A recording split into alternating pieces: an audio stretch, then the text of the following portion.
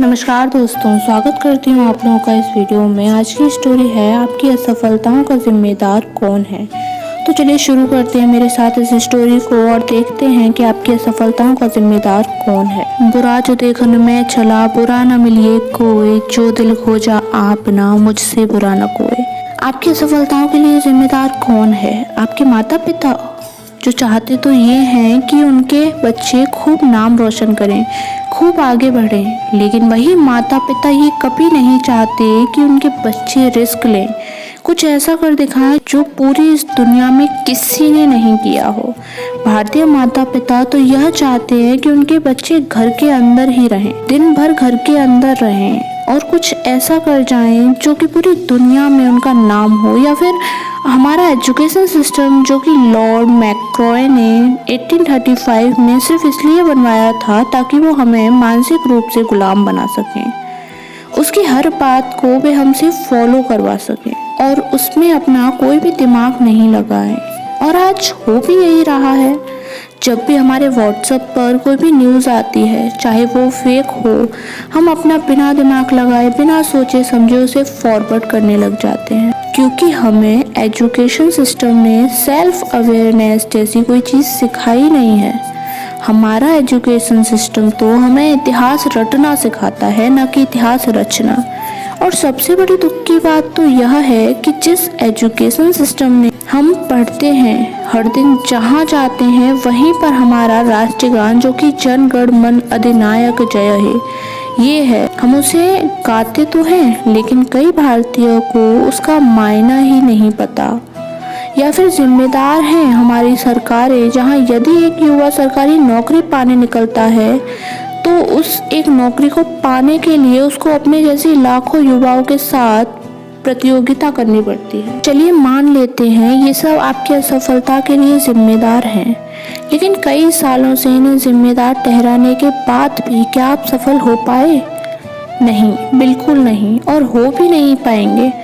एक 15 से लेकर 30 साल तक युवा ऐसे कौन सी गलतियां कर रहा है जिसके कारण भारत की आज़ादी 72 साल बाद भी हमारा युवा सफल नहीं हो पा रहा है।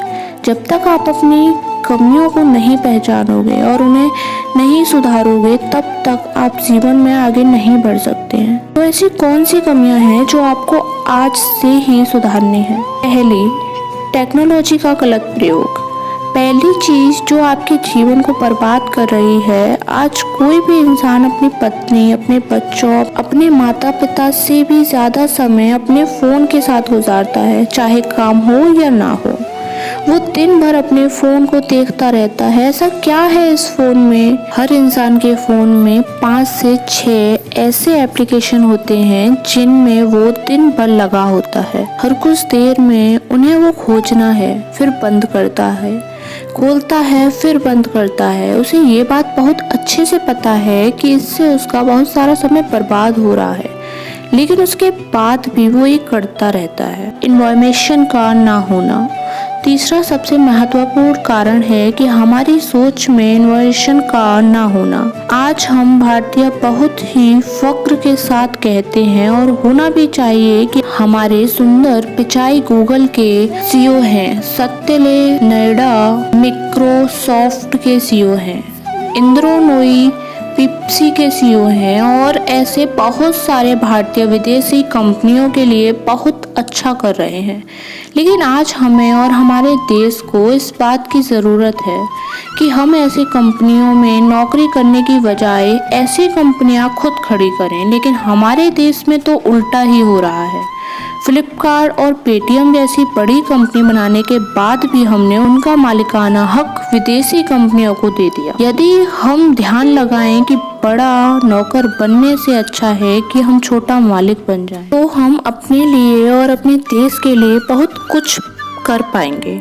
खुद की गलतियों को जानने के बाद भी तब तक काम नहीं बनेगा जब तक हम उन गलतियों को सुधार ना लें। करके दिखाने में भरोसा रखें। मेरी ये बात हमेशा याद रखना कि इस दुनिया को सुनाई कम और दिखाई ज्यादा देता है, इसलिए आप बोलने की अपेक्षा करके दिखाने में भरोसा रखें।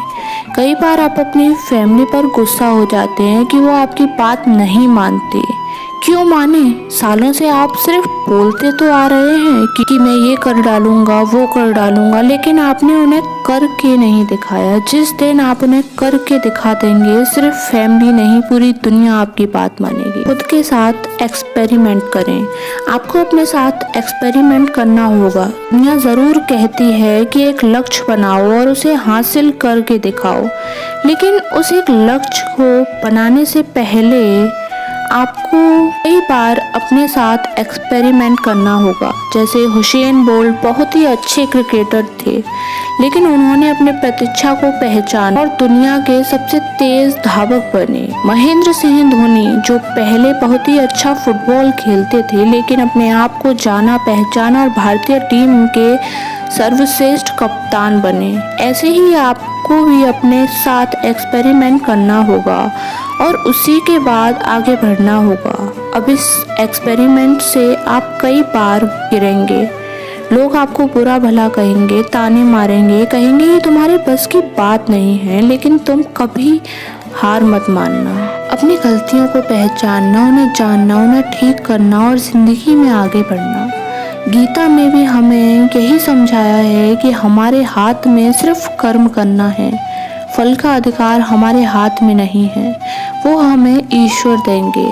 अच्छे कर्मों का अच्छा फल और बुरे कर्मों का बुरा फल। इसके लिए आप हमेशा तैयार रहिए। आशा करती हूँ कि मेरी बातें आपको समझ में आई होंगी और आप लोगों को ये स्टोरी कैसी लगी मुझे कमेंट के माध्यम से ज़रूर बताएं। धन्यवाद।